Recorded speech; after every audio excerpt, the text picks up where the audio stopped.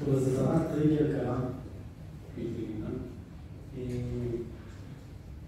חלק מהצילומים קצת מחברי דיסקציה, פילטרתי את כמה שאפשר, אז זה מה שאני עושה על זה.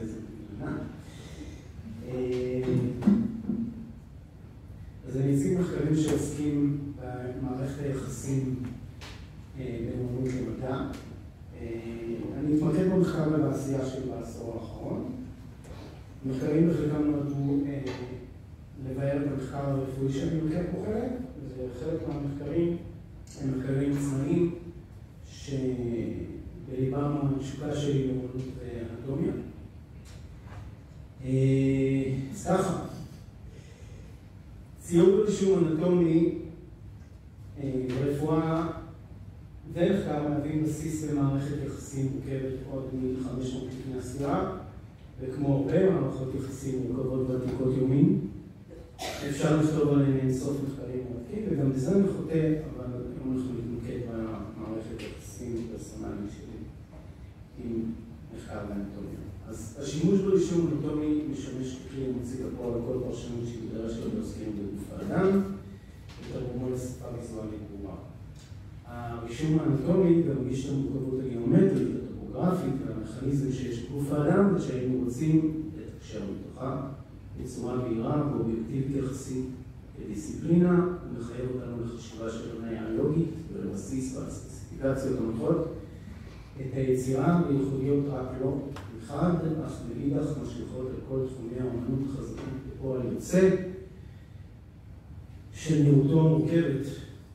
כל האיכויות האלה מוקנות לו עצמה נראה ככלי מחקר יוצא דופן, המהווה פלטפורמה ויזואלית בדיקת יומין וחדשנות גם יחד. אז מה קורה כשאמן אנטומי פוגש פרופסור לאנטומיה? התשובה הפשוטה היא שקורה רק טוב או שקורה נזק בלתי הפיך. אז המפגש בין הצורך לפרקטיקה אמפירית לאמנות הוא מפגש מופרד באופן בלתי רגיל, והוא דורש סוג של פשרה שבליבם אין שום פשרות. אז יום אחד לפני כעשור, אני מקבל טלפון מחבר טוב שהוא במקרה ראש החוג לאנטומיה ואנתרופולוגיה דאז, והוא אומר לי, שמע, הגשנו מחקר וקיבלנו תשובה שמעולם לא קיבלתי, כתבו לנו שהמחקר נפלא והכל ממש מרשים, רק שהם לא מבינים כלום. ופה אתה נכנס. אז צחקתי, כבר הבנתי לאן זה הולך. אז מה שאנחנו רואים על המסך זאת סריקת תלת של מודל של קבוצת שירים של דברים דיפיבוסים. הם שרירי גב צוואריים ימינים, זה מה שיש לנו ממש מאחורה, בעורף, שרירים ממש עמוקים. פה אנחנו רואים את האובייקטים הקטגוריים שנדרשתי לרשום ומה שנקרא לפרק לשכבות את השכבה הנדרשת. וכל זאת אחרי שהמחקר יהפוך מהסופה האיכותית של מלל מודלים ומספרים למחקר עם דימוי אנטומי מדויק וברור שמראה באופן הברור ביותר את קבוצת השרירים העמוקה המדוברת. זוהי, אלו מולטיפידוסים. האמת שהמחקר הלך קצת יותר רחוק לעוד קבוצת שרירים שנמצאת שם, אבל רק לדבר עליהם נצטרך 5 מצגות, אז נתקדם. המחקר פורסם בכתב העת מהיוקרתיים ביותר שיש לעולם האנטומיה, Journal of Anatomy. מקרה דומה, אבל שונה קצת. מחקר מרתק על שם הקיפוזיס, בעברית הקשת, שזו דיפורמציה בחוליות הטורקליות, שנקרא חוליות הטיפ, אלה שיש לנו על בית החזה, מאחורה, לכיוון בית החזה. במהלך המחקר נדרשתי לדייק את הדיפורמציה הזו, משהו שדרש רישום לחיווט די סיזיפי של כל חוליות עמוד השדרה. זה היה די מבוקר בלילה.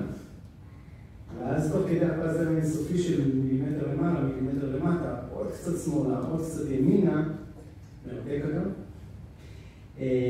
שמתי לב, מבחינתי, כארטיסט, זה היה רק טבעי שהפלוויס, האגן, מתחיל לקבל איזשהו טיפ פרלל לתזוזה של עמוד שדרה, ובסוף זה יבוא חלק אורגני מהמחקר. אנחנו יכולים לראות פה, הכל, אגב, לא נתתי על זה את הדעת, אני חושב שכדאי, הכל מצידי נעשה כעבודת יד קראפט במקום, רק אחר כך נשרק ומטופל במחשב לפי הצרכים, הזזה של מילימטר לפה מילימטר לשם הם קריטיים, כי בסוף זה מחקרים אמפיריים, אני לא יכול להתבטא רגשית יתר על המידה בתהליך של דיסקציה. אגב, המחקר הוא של מספר חוקרות מבריקות מווינגייט, מבית ספר לרפואה בתל אביב, באוניברסיטת חיפה. הוא פורסם במגזין האנטומיה הגרמני מכובד אנליזה בנאט שלי. טוב, אני לא הצגתי עם חולדות בחיים שלי, איתם שום מערכת יחסים, אבל יום קיצי אחד ממש פגישה מקרית באוניברסיטת תל אביב, ישבנו לאכול צהריים שם, ופגשתי את דוקטור ענבל ברטל בן עמי, ונקראה בפני הזדמנות לקחת חלק במחקר לאמפתיה בין חולדות. מסתבר שיש דבר כזה, הן יותר אמפתיות מהרבה אנשים שאני לא רוצה להכיר. אז רצתי למעבדת המחקר של ענבל בבית ספר למדעי הפסיכולוגיה, יצאו לכבודי מהמקרים מוחות של חולדות. ונכנסתי למסע מטורף בעולמה החברתי של חולדות. המחקר פורסם במגזין סיינס, אני עכשיו ויראה אתכם בכל איך המערכת האמפתית עובדת. המחקר הבא הוא לא מחקר רפואי, הוא מובן טוב, הוא תוצר של 6 שנות מחקר שותפות שלי עם פרופסור ברוך גולח. ברוך הוא מומחה לרפואת ילדים, בזמנו ניהל את המחלקה לרפואת ילדים מאיר, 30 שנה הוא עושה את זה. הוא בבסיסו מציג שאלות לגבי טעויות, בעיקר אנטומיות של ליאונרדו דה וינצ'י. בציור בתולה על הסלעים, שזה דבר מסתורי בפני עצמו, בהתחשב בעובדה שליאונרדו היה אנטומיסט מבריק, אז למה יש פדיחות? מה קורה בין האנטומיה? אתם מוזמנים לקרוא את המחקר, הוא פורסם ב-IMJ וחלק ממנו. הוא סיפור מעניין, אני אתקן. ברוך פנה אליי לגבי הציור של גדולה על הסרטים של דה וינצ'י, ותוך כדי הסתכלתי על תינוקות ואמרתי שמשהו לא מסתדר לי, כי זה נראה כמו תפוח אדמה עם ראש, וזה לא למען דה וינצ'י, תפוח אדמה עם ראש. מדברים אחד מהאנטומיסטים חשובים בהיסטוריה, ובאיזשהו שלב אמרתי, אוקיי, תשאיר לי את הסמבל של התינוקות, וזה התדרדר מיום ליום. מצא להיות טעות, וזה קצת התפעל אותי, כי מה פתאום טעות אנטומית אצל ליאונרדו? זה לא יכול לקרות. איפה? מה? אז מסתבר שכן. בשביל להעמיק יותר צריך סתם לקרוא את המחקר, אבל השורה התחתונה היא שאני מאלה שקורסים שהיה שימוש בכלים אופטיים כאלה ואחרים כשהוא רצה לצייר בשביל כסף, בשביל פרנסה. וכשהוא היה בחדר הדיסקציה עם מנייר בשקט, הוא עושה את מה שהוא עושה בצורה הכי חריפה, נקטת ומעמיקה, ושם לא צריך כלים אופטיים. טוב, זה מחקר שלי שכרגע נמצא בריוויו. סיפורו של רישום מחנה כמעט ממושל וחסר זוהר של מיקלאנג'לו, שבגלל מתוכו כמה מבריק היה מיקלאנג'לו כאנטומיסט נדיר ופורץ דרך. סליחה. אני מקווה שיתפרסם בקרוב. את הרישום הזה פגשתי באיזושהי ספרייה, כי לא היה לי אותו בשביל ספר, והסתכלתי ואמרתי, וואו, בכמה קווים בודדים אפשר לראות. כל מי שנגע באנטומיה יודע שמספיק לראות רישום ולדעת אם יש לנו פה עסק מישהו שיודע אנטומיה, יש לנו פה עסק עם מישהו שפשוט מצייר גוף, וזה בסדר וזה בסדר. אבל יש משהו אצל מיקלאנג'לו שבקו וחצי אתה יודע שהוא יודע בדיוק מה הוא עושה. אז לקחתי את הרישום יותר עולים משמאל, ועשיתי לו מה שנקרא ארטיסטיקה אנטומיקל אנליסיס, אני קורא לזה, ועברתי שריר, ומה אתם יודעים? הכל במקום. הכי במקום שאפשר. אז מתוך השלישייה הגדולה של לאונרדו, מיקלאנג'לו, אני שם מיקלאנג'לו לפני, מיקלאנג'לו ולאונרדו, תאמינו לו רובנס, אבל זה כבר הצעה אחרת. אני חושב שהוא היה מבריק לכולם מבחינת ידע ובאמת יסוד שלו בפרקטיקה של אנטומיה. עוד אמן שאני עושה מחקר עליו, ממש לקראת סגירה ממש בימים האלו, שחורתק שלו.